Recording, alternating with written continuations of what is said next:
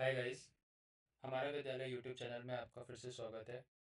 I welcome you all once again to my YouTube channel Hamara Vidyalaya. तो number system की series में हम लोग एक नया सेशन लेकर आए हैं जिसका नाम है एच सी एफ और एल सी एम। इसमें हम लोग डिटेल में H C F L C M के बारे में बात करेंगे कि H C F L C M क्या होता है, और इससे रिलेटेड जिस तरह के भी क्वेश्चंस हमारे different different bank S S C या और भी कोई एप्टीट्यूड एग्ज़ाम होता है उसमें जो भी आए हैं उसके रिगार्डिंग हम लोग इसमें से क्वेश्चंस देखेंगे। ठीक है। तो सबसे पहले समझते हैं कि एच सी एफ और एल सी एम को हम लोग बोलते क्या हैं। तो बहुत लोगों को आई गेस ये बात पता होगी कि एच सी एफ का मतलब होता है हाईएस्ट कॉमन फैक्टर। ठीक है, तो मैं यहाँ पे एक बार लिख दे रहा हूँ, हाईएस्ट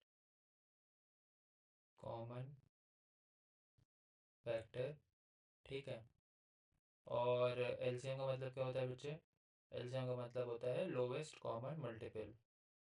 ठीक है, लोवेस्ट कॉमन मल्टीपल। ठीक है। अच्छा, अब बहुत लोग बोलोगे कि सर ये सब तो बहुत छोटी छोटी चीज़ें हैं, आती ही है, ये सब में ऐसा क्या बहुत रखा हुआ है? बेटा बट एक चीज़ मैं बताऊं, इस तरह के भी क्वेश्चन जो भी होते हैं ना उसके लिए कभी कभी हमको किसी भी चीज़ के ना रूट कॉज को समझना होता है। ठीक है। तो रूट कॉज में बहुत बार ऐसी चीज़ें होती है छोटी छोटी जो मिस आउट हो जाती है और जिसकी वजह से हमारे अच्छे हुए आते हुए क्वेश्चंस भी हम लोग नहीं कर पाते हैं। अब बोलोगे कि sir S C F L C M तो हमें आती है, बट उसमें से कुछ चीज़ें अभी हम सेशन में बताएंगे जो कि हो सकता है आपको रिवाइज करने के रिगार्डिंग ज़रूरी हो। ठीक है। तो उन चीज़ को जब समझ जाओगे उससे रिलेटेड जो भी क्वेश्चन आएगा तो उसको भी आप निकाल ले जाओगे। ठीक है।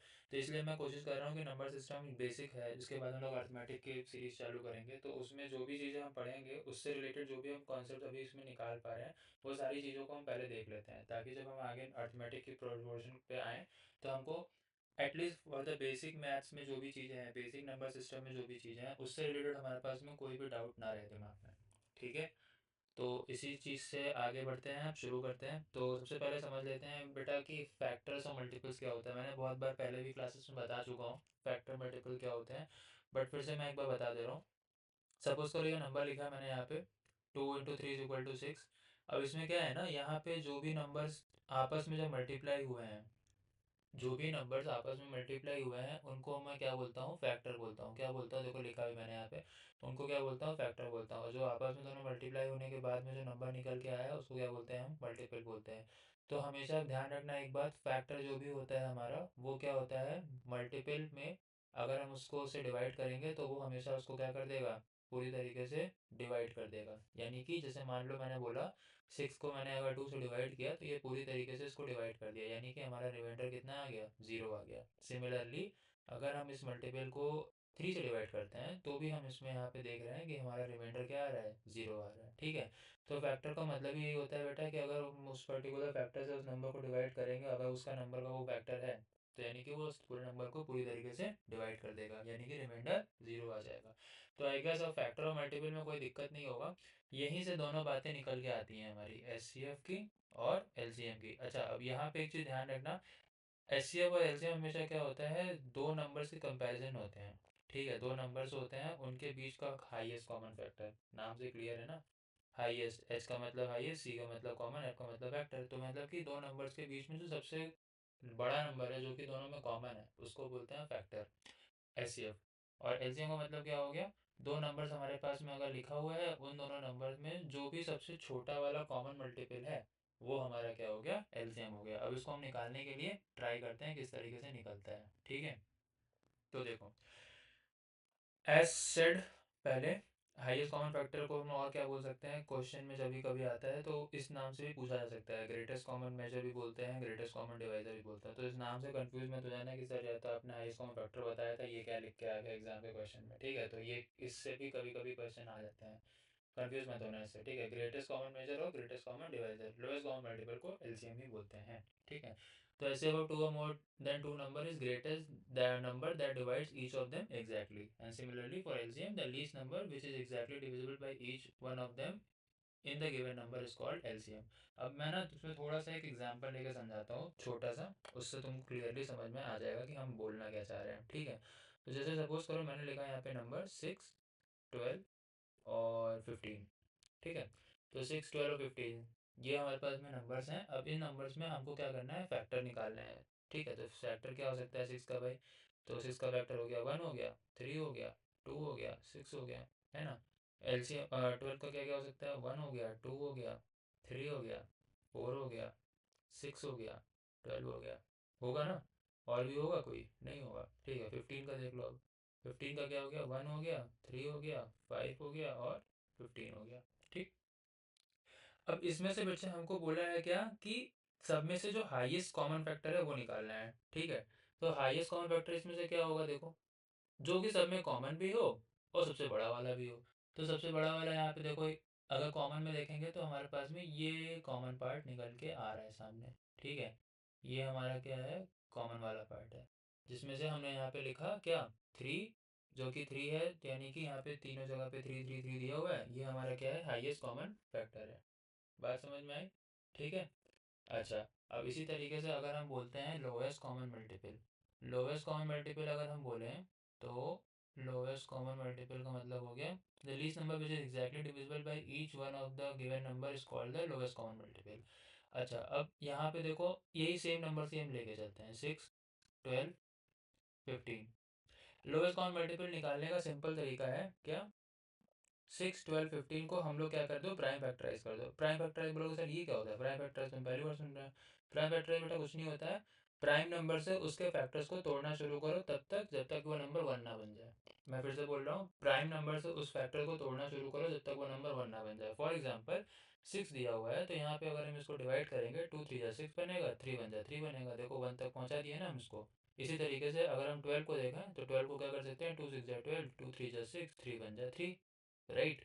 इसी तरीके से हमको 6 12 15 को एक साथ लेके चलना है, तो एक साथ लेके कर रहे हो तो क्या बनोगे, जैसे कि मान लो 2 लिखा, 2 3 जा 6 हो गया, 2 6 जा 12 हो गया। 15 को हम नहीं कर सकते क्योंकि 15 डिविजिबल नहीं है 2 से, राइट। अच्छा, अब हम क्या कर सकते हैं इसमें, देखो यहाँ पे मैंने लिखा 3 1 जा 3, 3 2 जा 6, 3 5 जा 15, फिर से मैंने यहाँ पे लिखा 2, ये 1 हो गया, ये 5 हो गया। अब यहाँ पे मैंने फिर से 5 से करोगे तो सारा 1 1 1 बन जाएगा।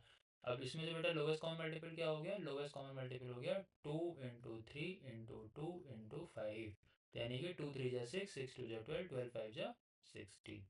ठीक है, तो लोवेस्ट कॉमन मल्टीपल जो हमारे सब में से आएगा वो कॉमन मल्टीपल लोवेस्ट वाला कौन सा होगा, 60 होगा। कैसे किया, प्राइम फैक्टराइज कर दिया सबको साथ में लेके।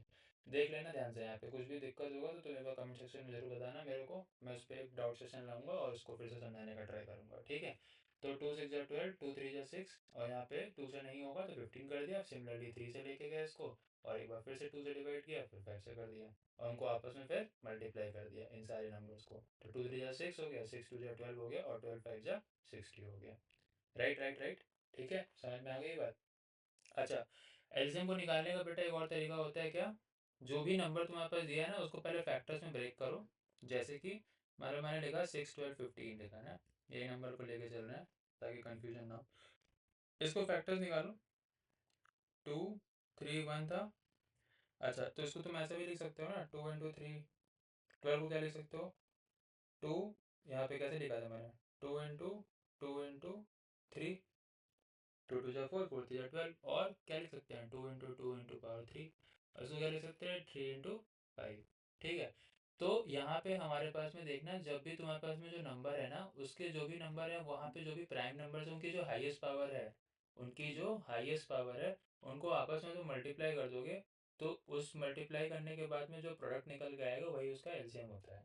ठीक है, अभी क्वेश्चन आएगा, मैं तुमको समझाऊंगा कि किस तरीके से हम उसको इस तरीके से डील कर सकते हैं। जैसे कि जो भी नंबर दिया हुआ है उस नंबर का जो भी हाईएस्ट पावर है, जैसे कि यहाँ पे 2 का हाईएस्ट पावर 1 है, यहाँ पे 2 का हाईएस्ट पावर 2 है, यहाँ पे 3 का यहाँ पे 3 का हाईएस्ट पावर 1 है, 5 का हाईएस्ट पावर 1 है। तो जो भी इसका हाईएस्ट पावर दिया हुआ है उस नंबर्स को आपस में मल्टीप्लाई करोगे तो वहाँ से जो भी उसका प्रोडक्ट निकल के आएगा वही उसका एलसीएम होगा। ठीक है, कंफ्यूज मत होना। अभी इससे रिलेटेड मैं क्वेश्चन एक निकालता हूँ, उस क्वेश्चन को हम लोग करेंगे तो वहाँ पे तुमको एक आइडिया लग जाएगा कि क्या बता रहे हैं सर।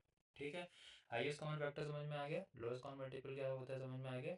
हाईएस्ट कॉमन फैक्टर का मतलब हो गया जो भी कॉमन फैक्टर है सारे नंबर्स में वो हाईएस्ट कॉमन फैक्टर होगा। लोएस्ट कॉमन मल्टीपल का मतलब हो गया जो भी मल्टीपल सबसे लोएस्ट है और सब में कॉमन है, यानी कि 6 12 15 में कॉमन है, वो हमारा हो गया लोएस्ट कॉमन का multiple.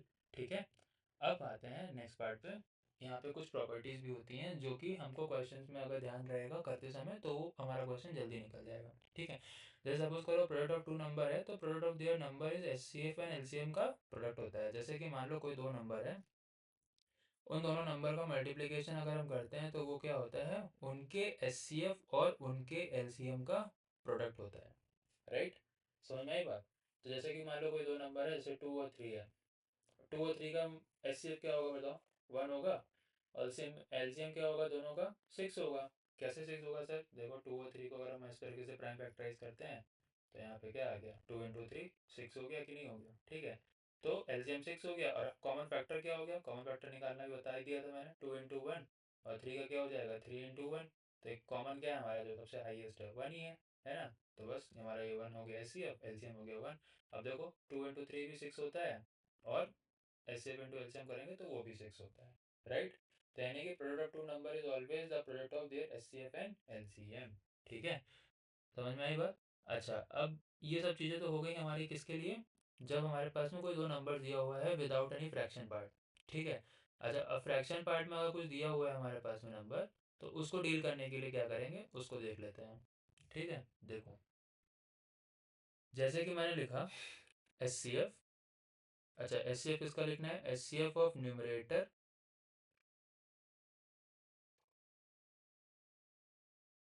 Upon L C M of denominator. ठीक है, H C F of numerator upon L C M of denominator, यानी कि एच सी एफ कभी भी निकालना है किसी फ्रैक्शन का तो वो क्या होगा, हमेशा एच सी एफ होगा न्यूमरेटर का और एल सी एम होगा डिनोमिनेटर का। जैसे कि मान लो मैंने लिखा 2/3 और 4/15। ठीक है, मैंने ऐसा नंबर लिखा। अब H C F of numerator, H C F of numerator क्या होगा, यहाँ पे कॉमन फैक्टर क्या होगा, 2 होगा। L C M of denominator, L C M of denominator क्या होगा, देखो 3 × 3 3 × 5 = 15, और यहाँ पे 5 और 1, तो ये हो जाएगा 15। तो ये हो जाएगा क्या हमारा एस सी एफ, क्या हो जाएगा ये हमारा एस सी एफ हो जाएगा। ठीक है, समझ में आया। न्यूमरेटर हमारा क्या था, यहाँ पे 2 था 4 था, इन दोनों का एस सी एफ निकाल दिया, और डिनोमिनेटर क्या था 3 और 15 था, इन दोनों का डिनोमिनेटर का एल सी एम निकाल दिया। तो यहाँ से हमारे पास में आंसर क्या आ गया, 2/15 हो गया। ठीक है, अच्छा LCM of numerator S C F denominator क्या होगा, देखो एलसीएम अगर हमसे पूछा है तो एलसीएम निकालने के लिए हम क्या करेंगे, वही सेम काम, एलसीएम ऑफ न्यूमरेटर अपॉन में एचसीएफ ऑफ डिनोमिनेटर, तो वो हमारा क्या हो जाएगा, एलसीएम ऑफ अ फ्रैक्शन हो जाएगा। तो कभी भी हमको एचसीएफ एलसीएम फ्रैक्शन का निकालना है तो हमें इन दोनों बातों का ध्यान रखना होगा। ठीक है, हमेशा एचसीएफ निकालना होगा तो न्यूमरेटर साइड का एचसीएफ निकाल दो, डिनोमिनेटर साइड का एलसीएम निकाल दो, and vice versa for LCM. Right, समझ में आ गई बात। ठीक है, अच्छा अब ये चीज़ें अगर तुमको क्लियर हो गई हैं तो अब मैं कुछ आए हुए क्वेश्चंस को पहले डिस्कस करता हूँ, जो क्वेश्चंस के थ्रू हम समझेंगे कि हमने जो भी अभी तक कॉन्सेप्ट पढ़े हैं उन कॉन्सेप्ट्स को हम अप्लाई कैसे करेंगे। ठीक है, और ध्यान रखना ये सारे आए हुए क्वेश्चन किसी एग्जाम में आए हुए हैं। ठीक है, मैंने मेंशन नहीं किया है यहाँ पे कुछ भी कि किस एग्जाम में आए हुए हैं, बट ये सारे एग्जाम में आए हुए क्वेश्चन हैं। राइट, अच्छा अब मैं तुमको समझाता हूँ सबसे पहले इस क्वेश्चन को कि किसको सॉल्व कैसे करते हैं। देखो क्या लिखा हुआ है, पढ़ो उसको ध्यान से। फाइंड द एलसीएम ऑफ 2 की पावर 2 × 3 की पावर क्यूब × 5 × 7 की पावर 2। ये एक नंबर दिया हुआ है, इसी तरीके से तुम्हारे पास में दो नंबर दिए हुए हैं और, ठीक है, तो यानी कि टोटल नंबर हमारे पास कितने हो गए, 3 हो गए। देखो बीच में कॉमा लगा हुआ है, ध्यान से देख लेना। ठीक है, तो यानी कि यहाँ पे हमारे पास में कितने नंबर है टोटल, कितने नंबर है टोटल, 3 नंबर्स हैं। इसमें से पूछा हमसे भाई कि हमको बता दो हमको इसका एलसीएम क्या होगा। ठीक है, तो इसका एलसीएम निकालने के लिए मैंने अभी तुमको बताया था ना, कभी भी इस तरीके के अगर पार्ट में दिया हुआ होगा तो उसका क्या होता है, प्रोडक्ट ऑफ हाईएस्ट पावर्स को बोलते हैं एलसीएम। तो प्रोडक्ट ऑफ हाईएस्ट पावर, अच्छा ये नंबर 1 है हमारा, इसको n1 मान लो, इसको n2 मान लो, इसको n3 मान लो। इसमें से बताओ प्रोडक्ट ऑफ हाईएस्ट पावर्स को देखना है हमको अगर, तो प्रोडक्ट ऑफ हाईएस्ट पावर्स क्या होगा, यहाँ पे यहाँ पे 2 का अगर हम चेक करें तो 2 का सबसे हाईएस्ट पावर क्या है, 2 की पावर 3 है। ठीक, अच्छा अब 3 को चेक करो, 3 का सबसे हाईएस्ट पावर क्या है, 3 की पावर 3 है। 5 को चेक करो, 5 में यहाँ पे हाईएस्ट पावर क्या होगी, 5 की पावर 3 होगी। 7 को चेक करो, 7 की हाईएस्ट पावर क्या होगी, 7 की पावर 4 होगी।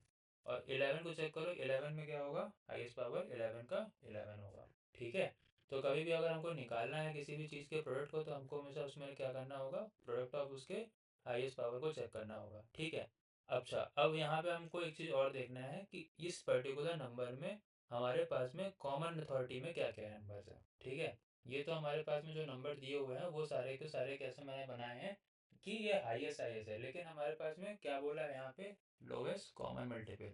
तो कॉमन में क्या क्या है अब हमको वो देखना है। तो कॉमन में देखने के लिए हम क्या करेंगे, अभी ये एलसीएम नहीं निकाला है, अभी हमने यहाँ से सिर्फ छांटा है कि जहाँ हाईएस्ट पावर है वो कौन कौन सा है। यहाँ पे अगर मैंने, एक सेकेंड रुक जाओ, इन्हें कन्फ्यूजन हो जाएगा, इंटू नहीं होगा, इंटू हटा दे रहा हूँ।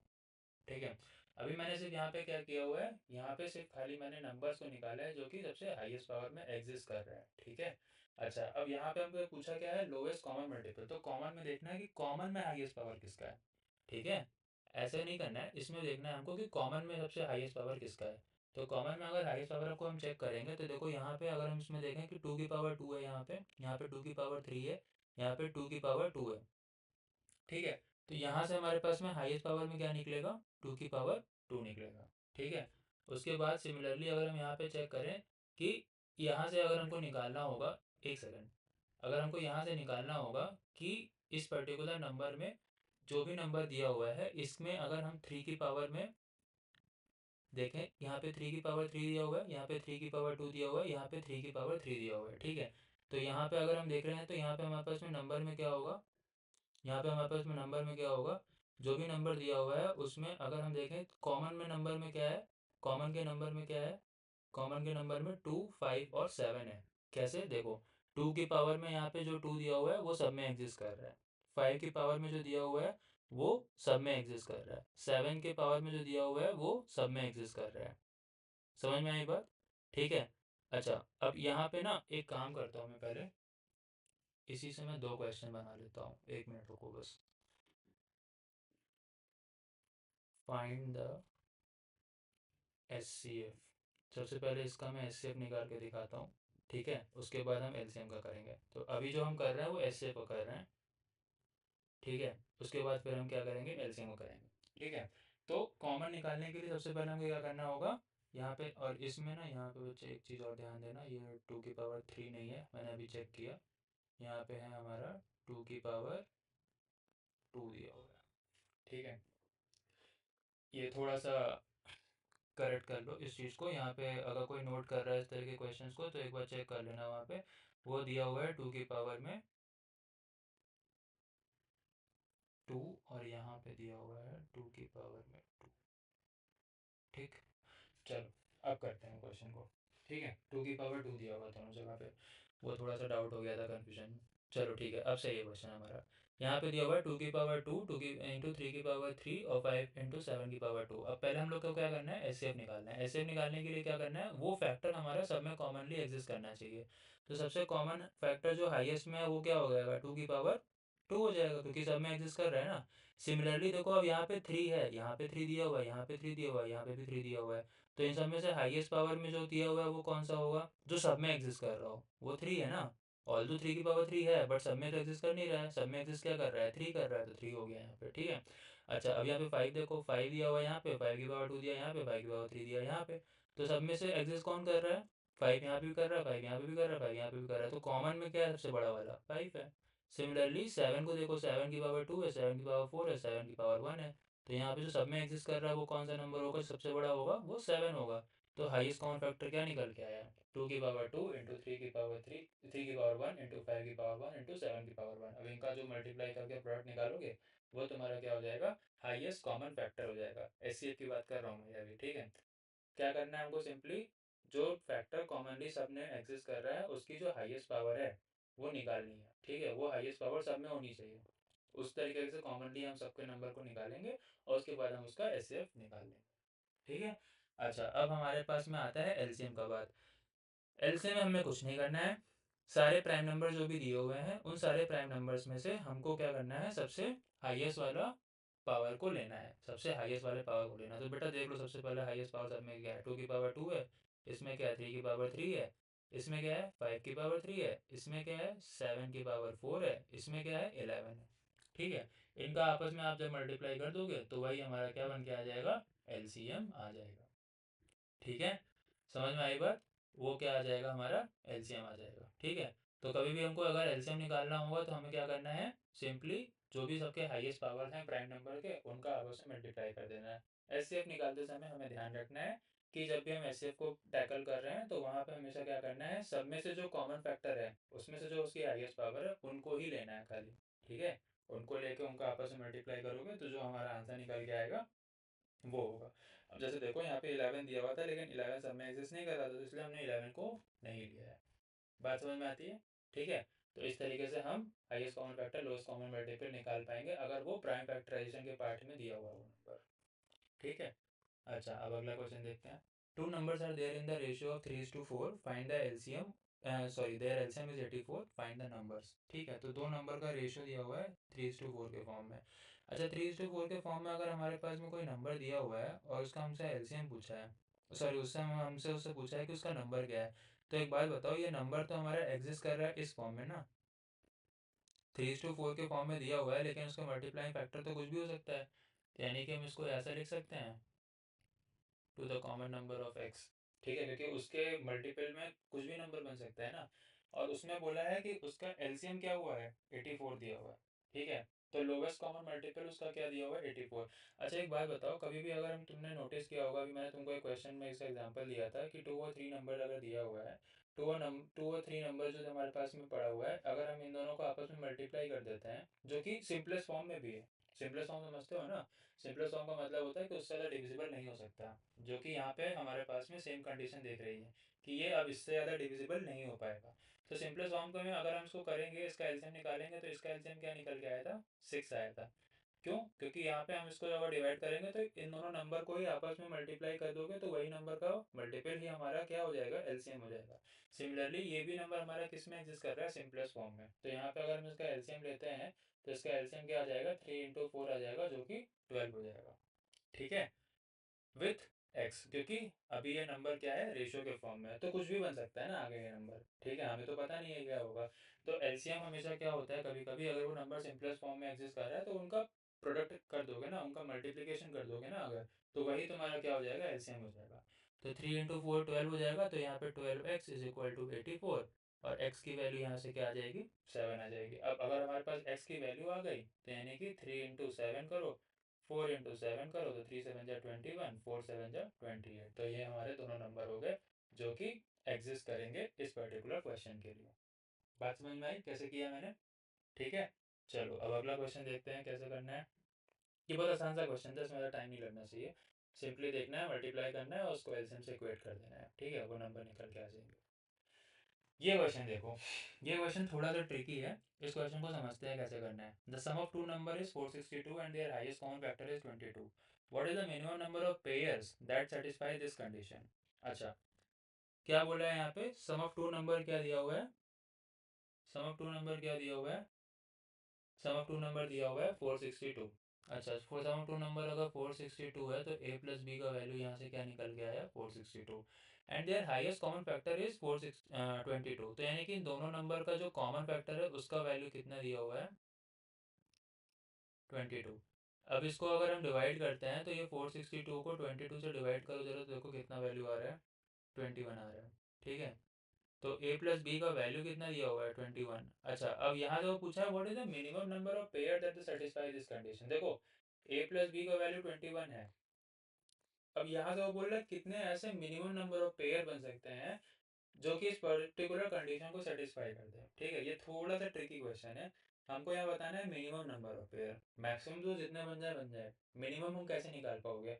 मिनिमम निकालने के लिए बेटा यहाँ पे मैंने स्टार्टिंग के लेक्चर में एक चीज़ समझाया था कि कोप्राइम नंबर्स क्या होते हैं। कोप्राइम नंबर का मतलब पता है क्या होता है, लिख के बताना कमेंट सेक्शन में क्या होता है कोप्राइम। ठीक है, कम कोप्राइम का मतलब होता है जिनके एचसीएफ को 1 का वैल्यू मिलता है, यानी कि दो नंबर ऐसे हैं जिनका एचसीएफ 1 होता है, उनको हम लोग क्या बोलते हैं, कोप्राइम बोलते हैं। ठीक है, अब कोप्राइम नंबर का मतलब अगर तुमको पता चल गया तो यहाँ से उस क्वेश्चन में इसका लॉजिक लगा के इसका आंसर निकाल सकते हो। कैसे, देखो यहाँ पे हमको क्या बोला है, इन दोनों का सम 21 है, इनके एचसीएफ का वैल्यू 1 होगा, इनके एचसीएफ का वैल्यू 1 होगा, तो नंबर ऑफ पॉसिबिलिटी ऐसी क्या होगी, जिससे कि अगर हम इन दोनों को जोड़ना शुरू करें तो वैल्यू 21 आ जाए, साथ में वो कैसे हो, कोप्राइम भी हो। कोप्राइम का मतलब क्यों समझ में आ, देखो इसको अगर हम यहाँ पे ऐसे लिखें, सपोज करो a प्लस बी 21 है। ठीक है, अभी मैं क्वेश्चन नहीं बता रहा हूँ, एक बात बता रहा हूँ तुमको बस। इसको हम ऐसे लिख सकते हैं ना, 16 5, 18 3, और क्या लिखोगे,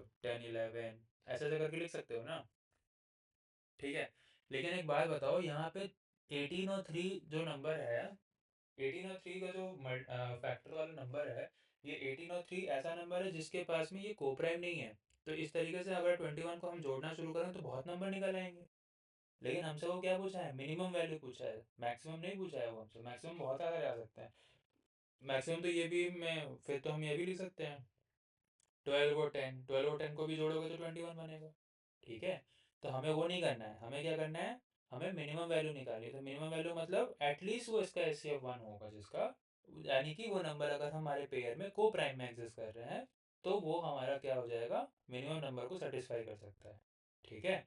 तो अगर हम इस तरीके से इस क्वेश्चन को देखें तो हमको यहाँ पे खाली ए प्लस बी में ऐसे कौन कौन से नंबर्स हैं जो कि को प्राइम बना रहे हैं, उनकी वैल्यू को पकड़ना है। ठीक है। तो देख लो भाई, फिर उनकी वैल्यू को अगर हमको पकड़ना है तो ऐसे कौन कौन से नंबर होते हैं, जैसे कि 120 हो गया। ठीक है। और 2 और 19 हो गया। फिर क्या हो सकता है, 4 और 17 हो गया। फिर हो गया हमारा 5 के साथ में जाएगा तो ये 16 आ जाएगा, ये भी हो सकता है 16 + 5। ठीक है। फिर 6 से नहीं बनेगा, 7 नहीं बनेगा, 8 से आ जाएगा, 8 और 13। 8 और 13 को जोड़ोगे तो 21 बनेगा। ठीक है। फिर क्या बनेगा, 10 और 11। तो इस तरीके से जो भी नंबर हमारे पास में है ना, ये सारे नंबर्स हमारे क्या हैं, को प्राइम भी हैं, और इनका सम को अगर हम जोड़ेंगे तो 21 बनेगा भी। बात समझ लेना मेरी, फिर से मैं बता रहा हूँ एक बार। ये नंबर को अगर हम जोड़ेंगे तो भी 21 बनेगा। ठीक है। या फिर हम अगर हम बोलो 17 और 4, 17 और 4 तो एग्जिस्ट कर रहा है, सॉरी, 7 के साथ में अगर हम करें, 21 में से 17 घटाओ कितना होता है, हाँ, 14। 14 और 7 को जोड़ोगे तो भी 21 बनेगा। बट इसको हम लेके नहीं चल रहे हैं। क्यों नहीं लेके चल रहे हैं, क्योंकि ये नंबर हमारे कोप्राइम नहीं है। और अगर हम इनको भी लेना शुरू कर दिए तो फिर तो बहुत सारे नंबर निकल आएंगे। बट हमसे क्वेश्चन में क्या पूछा है, उसने बहुत ही चालाकी से उसने क्वेश्चन किया है। उसने बोला है खाली हमको भाई मिनिमम बताओ, सारे मत बता देना हमको। तो मिनिमम बताना है कि minimum number of pair satisfy this condition, तो सबसे पहले हमको कौन से वैल्यूज को लेना है, को प्राइम वाले को एग्जिस्ट करानी है। को प्राइम वाले अगर हमको मिल जाएंगे फिर तुम निकालते जाओ जितने नंबर निकालने हैं। ठीक है। फिर निकालो जितने नंबर निकालने हैं। बट सबसे पहले हमको कौन से लेने हैं, को प्राइम वाले लेने हैं, उसके बाद फिर तुम जो भी निकालना है निकालते जाओ। ठीक है। इसीलिए वो हमसे पूछा है कि मिनिमम नंबर ऑफ पेयर्स कितने बनेंगे, नहीं तो ऐसे तो बहुत सारे होंगे। अब इसमें तुम्हारे पास में ऑप्शन में, अगर एग्जाम में ऑप्शंस वाला क्वेश्चन है ये, या फिर इंटीजर वाला जो भी टाइप का क्वेश्चन होगा, उसमें तुम देख लेना यहाँ पे दिया हुआ 1 2 3 4 5 6। तो अगर 6 minimum number of pairs will be there, जिससे कि थ्रू हम इस पर्टिकुलर क्वेश्चन को सॉल्व कर सकते हैं। ठीक है। तो 6 टोटल हमारा इसका आंसर होगा। बात समझ में आई। ठीक है। चलो अब इस क्वेश्चन को देखो, ये भी बहुत प्यारा सवाल है। देखो क्या लिखा हुआ है, the sum and difference of an LCM and HCF of two number is 592 and 518। ये शायद सेक्शन ऑफिसर वाला किसी एग्जाम था, सेक्शन ऑफिसर के पोस्ट के लिए क्वेश्चन आया हुआ था। ठीक है। तो देखो क्या लिखा है, the sum and difference of the LCM and HCF of two number is 592 and 518 respectively. If the sum of the number is 296, find the number. ठीक है। चलो देखो इसको कैसे करना है।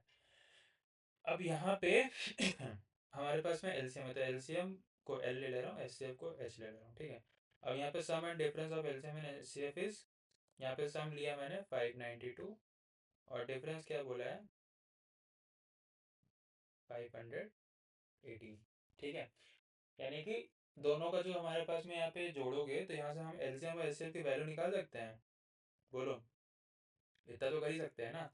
तो यहाँ से निकाल लो, 12 592 518, 8 2 10, 9 1 10 1 11, 5 5 10 1 11। ठीक, 1 1 1 0। और सिमिलरली अब यहाँ से हमारे को अगर एस एफ निकालना है, तो एस एफ निकालने के लिए क्या करोगे, यहाँ पे इन दोनों को जोड़ दिया तो यहाँ पे पहले एलसीएम की वैल्यू निकालना है। 2 से इसको डिवाइड करोगे, 2 5 10 आएगा, वहाँ पे 1 2 5 10 और ये 5। तो एल की वैल्यू आ गई 555। ठीक। एस सी एफ की वैल्यू कितनी आ जाएगी, 592 में से 555 को माइनस करोगे, 12 में से 5 गया 7, 8 में से 5 गया 3। ठीक। तो एस सी एफ की वैल्यू आ गई हमारी 37। ठीक। तो एस सी एफ और एल्सियम की वैल्यू हमारी आ गई। अच्छा, अब एस सी एफ और एल्सियम की वैल्यू आ गई तो अब बेटा हमने यहाँ पे क्या बोला था, इस कर को सॉल्व करने वाला जो पार्ट है इसको हटा देते हैं पहले, नहीं तो जगह नहीं मिलेगी। तो एलसीएम से निकाल लिया ना, अरे वही है, कुछ नहीं, लीनियर इक्वेशन दोनों सॉल्व कर दो, कुछ नहीं है, आ जाएगा, ठीक है। और उसके बाद हमारे पास में यहाँ पे क्या है, एलसीएम और एचसीएफ की वैल्यू आ गई। तो एलसीएम और एचसीएफ की वैल्यू निकालने के बाद हमारे पास में एक प्रॉपर्टी थी जो हमने अभी डिस्कस की थी, कौन सी प्रॉपर्टी याद आ रही है? इसीलिए मैं पहले प्रॉपर्टी डिस्कस कर लेता हूँ, ठीक है। ये देखो, product of two number is equal to product of their HCF and LCM. तो यहाँ पे हमको इसी बात का फ़ायदा उठाना है।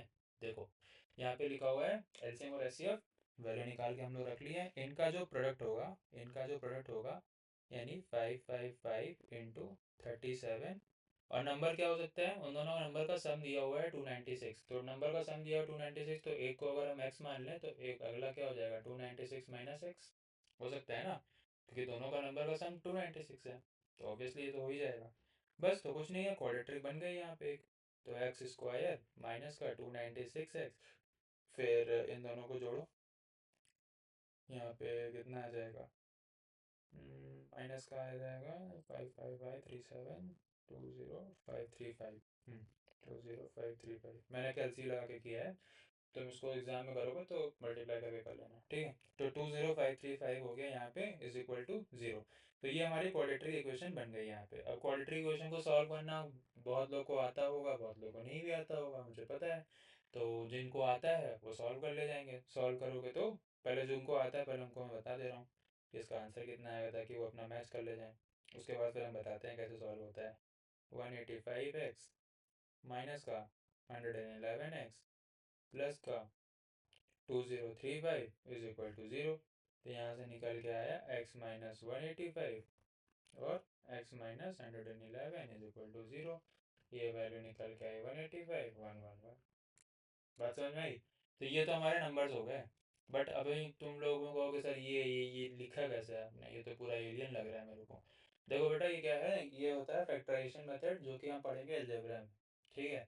क्या करते हैं इसमें हम लोग, इस तरीके से इसको तोड़ते हैं 20535 को, कि जब हम इनको ऐड करें, ऐसे फैक्टर में तोड़ते हैं टू बी प्रिसाइज, कि जब हम इस फैक्टर्स को ऐड करें तो हम ये नंबर निकाल पाए 296, और जब हम इन दोनों को मल्टीप्लाई करें विथ साइन तो 20535 आ जाए। सॉरी, 20535, मैंने 2035 लिख दिया, ठीक है, समझ में आई बात? तो यहाँ पे हमने क्या देखा, हमको इस पर्टिकुलर नंबर को ऐसे ऐड करना है, ऐसे ब्रेक करना है कि जब हम इनको ऐड करें तो 296 आ जाए, जब हम इनको मल्टीप्लाई करें विद साइन तो 20535 आ जाए, ठीक है। जब हम उसको इस तरीके से सॉल्व करेंगे तो हमारे पास में जो नंबर निकल के आएगा वो नंबर आएगा x माइनस 185 और x माइनस 111। जब इस पर्टिकुलर नंबर को इस तरीके से निकाल लोगे ना यहाँ पे ऐसे इक्वेशन में, इसमें से कॉमन निकालोगे तो x को बाहर करोगे, तो x को बाहर करोगे तो x माइनस 185, और यहाँ पे बनाओगे तो x माइनस 111।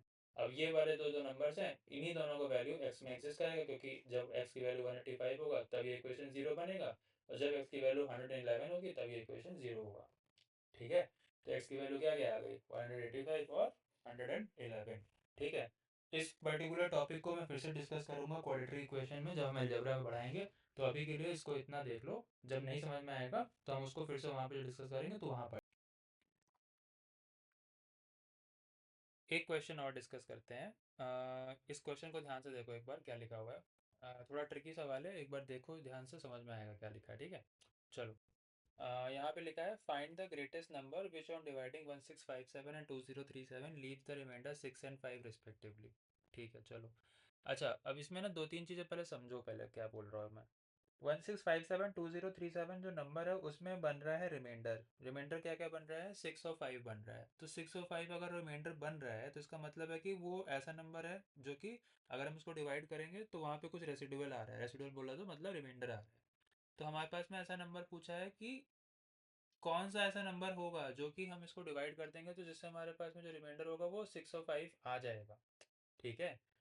इन दोनों नंबर के लिए मतलब सेम ही नंबर होगा, लेकिन अगर 1657 के लिए हम उसको उससे डिवाइड करते हैं तो 6 रिमाइंडर दे दें, और 2037 के लिए अगर हम उसको डिवाइड करते हैं तो 5 रिमाइंडर दे दें उस केस में। तो सबसे पहले हम इसमें काम करते हैं, एक कॉमन फैक्टर निकालने का ट्राई करते हैं जो कि उन दोनों के लिए हाईएस्ट हो, ठीक है। तो यानी कि इसमें हम सिंपल सा काम करेंगे, जो रेसिडुअल बच रहा है ना उसी रेसिडुअल को गायब कर देते हैं, तो यानी कि वहाँ पे वो नंबर क्या हो जा रहा है, कम्प्लीटली डिवाइड हो जा रहा है। जैसे कि मान लो मैंने छोटा सा एग्जांपल लेके बताता हूँ, अगर यहाँ पे 8 लिखा मैंने और 8 पे अगर मैंने 3 लिखा तो 3 टू जा 6, यहाँ पे रेसिडुअल कितना आया, 2 आया। अगर यही चीज़ मैं बोलूँ कि इसी रेसिडुअल को हम इस पर्टिकुलर डिविडेंड से माइनस कर देते हैं, यानी कि 8 माइनस 2 करते हैं, तो यहाँ पे कितना आ जाएगा, 3 टू जा 6, यानी कि पूरी तरीके से क्या हो जाएगा, डिवाइड हो जाएगा। यानी कि यहाँ पे जो 3 होगा वो फैक्टर किसका होगा, 3 फैक्टर किसका होगा, 6 का होगा, होगा ना। यही चीज़ मैं यहाँ पे बता रहा हूँ बड़े नंबर में। तो सबसे पहले अगर हम उसके रिमाइंडर को ही उसमें से गायब कर देते हैं, तो यानी कि वो नंबर जो फैक्टर निकल के आएगा वो एज अ फैक्टर इसलिए कहलाएगा क्योंकि वो पूरे नंबर को कम्प्लीटली डिवाइड कर दे रहा है। बात समझ में आती है? ठीक है। तो इसलिए हम यहाँ पे क्या कर रहे हैं, इस तरीके के नंबर को हम यहाँ पे निकालने का ट्राई कर रहे हैं जो कि कॉमन फैक्टर हो इन दोनों नंबर्स के लिए। ठीक है। ध्यान से समझना इन बातों को जो भी मैं बोल रहा हूँ, ठीक है, हल्के में मत ले लेना, नहीं तो नंबर हल्के आ जाएंगे तुम्हारे। ठीक है। ध्यान से समझना इन चीज़ों को, नहीं होगा तो वीडियो को पॉज करो, रिवाइंड बैक करो, फिर से समझो क्या बोल रहा हूँ। ठीक है, क्यों बोल रहा हूँ, क्या बोल रहा हूँ, ध्यान से समझना। अब देखो चलो, अब इतना समझ में आ गया, 1657 है।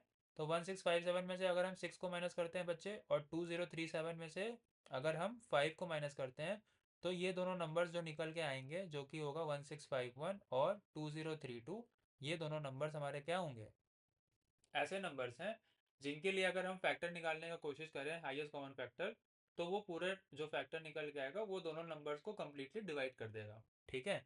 तो निकालने का सबसे सही तरीका क्या होता है, जो छोटा नंबर है उसको एज अ डिवाइजर ट्रीट करो, जो बड़ा नंबर है उसको एज अ डिविडेंड ट्रीट करो। ठीक है। अब यहाँ से देखो कितने में से जाएगा, ये 1651 जाएगा। ठीक है। यहाँ पे तुम्हारा पे आएगा कितना, 381 आएगा। ठीक। अच्छा, अब यहाँ पे क्या करते हैं हम लोग, जो रिमाइंडर आता है ना उसको एज अ डिवाइजर ट्रीट करते हैं, और जो ये बड़ा वाला नंबर है, मतलब कि जो पहले वाले केस में डिवाइजर था, वो एज अ डिविडेंड बन जाता है, क्योंकि हमें क्या करना है, धीरे धीरे ऐसे नंबर की तरफ जाना है जिससे कि वहाँ पे रिमाइंडर कितना आ जाए, जीरो आ जाए। ठीक है।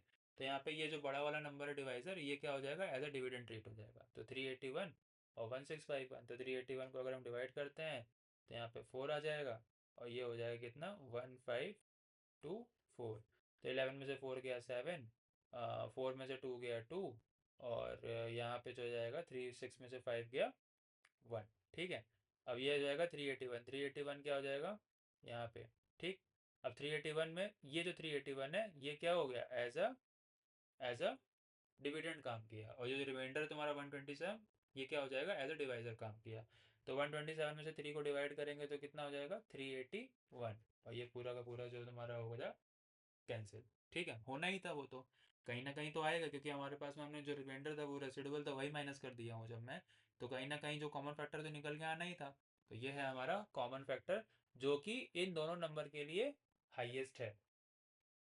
समझ में आई बात, जो कि इन दोनों नंबर के लिए हाईएस्ट है। इन दोनों नंबर के लिए हाईएस्ट होने का मतलब क्या हो गया, ये ऐसा नंबर है जो दोनों को डिवाइड कर देगा, 1651 और 2032 को। अच्छा, अब एक बात बताओ, अगर हम 1651 और 2032 को ये पूरी तरीके से डिवाइड कर दे रहा है, तो हमसे क्या पूछा है, वो 1657 और 2037 को अगर वो डिवाइड कर दे तो कुछ नंबर निकल के आना चाहिए भाई। अगर वो, एक बात बताओ, अगर वहाँ पे हमारे पास में वो नंबर को पूरी तरीके से डिवाइड कर दे रहा है, उसमें हम 6 ऐड कर दे रहे हैं 1651 में, और 2032 में हम 5 को ऐड कर दे रहे हैं, तो वो नंबर तो फिर हमारा क्या हो गया, उतना ही तो रिमाइंडर दे देगा ना, जितना हमने एक्स्ट्रा ऐड किया, क्योंकि वहाँ पे तो वो ज़ीरो दे रहा था।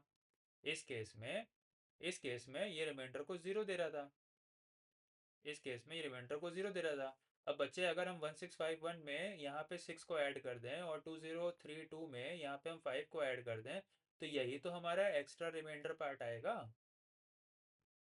समझ में आई बात? ठीक है। ये है इसका लॉजिकल आंसर, कि हमको पहले ऐसे फैक्टर के पास पहुंचना है जहां से ये कम्प्लीटली डिवाइड हो रहा है। अब जैसे अगर वो कम्प्लीटली डिवाइड हो रहा है, तो यानी कि वहां के बाद जो भी नंबर उसमें ऐड करोगे वही तो उसका रिमाइंडर बनेगा। तो यानी कि 127 एक ऐसा नंबर है जो कि अगर हम इसको डिवाइड करते हैं 1657 और 2037 को, तो वो रिमाइंडर क्या दे देता है, 6 और 5 दे देता है। बात समझ में आई? ये भी क्वेश्चन सेक्शन ऑफिसर वाले पोस्ट के लिए आया हुआ सवाल है, रेलवे के लिए। इस क्वेश्चन को एक बार फिर से ध्यान से समझना क्या दिया होगा। ठीक है। बहुत आसान सवाल है, बहुत ही प्यारा सवाल है। तुम्हारे एस सी एफ एल्सियम के जितने भी कॉन्सेप्ट्स है ना, अगर बारीकी से नहीं समझे होगे तो बिल्कुल नहीं कर पाओगे इस क्वेश्चन को। ठीक है। एचसीएफ क्या होता है, एलसीएम क्या होता है, फैक्टर क्या होता है, मल्टीपल क्या होता है। अब समझ में आया मैं क्यों इतना एम्फोसाइज करता हूँ, क्यों इतना पिंच करता हूँ, क्यों इतना प्रेस करता हूँ एक एक चीज़ पे कि फैक्टर क्या होता है, मल्टीपल क्या होता है। क्योंकि अगर तुमको नहीं समझ में आएगा फैक्टर और मल्टीपल का एक्चुअल मतलब क्या होता है, इसको अप्लाई कैसे करना है कॉन्सेप्ट में, तो नहीं कर पाओगे क्वेश्चन को। अच्छे एग्जाम से क्वेश्चन तो बिल्कुल नहीं कर पाओगे। ठीक है, समझ में आई बात। तो आज के सेशन के लिए इतना ही रखते हैं। जो भी मैंने क्वेश्चंस को डिस्कस किया है, जो भी कॉन्सेप्ट्स को पढ़ाया है, एक बार फिर से रिवाइज करना, चीज़ों का नोट्स बनाना। नोट्स हम भी अपनी तरफ से तुमको प्रोवाइड करेंगे, उसके ऊपर काम चल रहा है।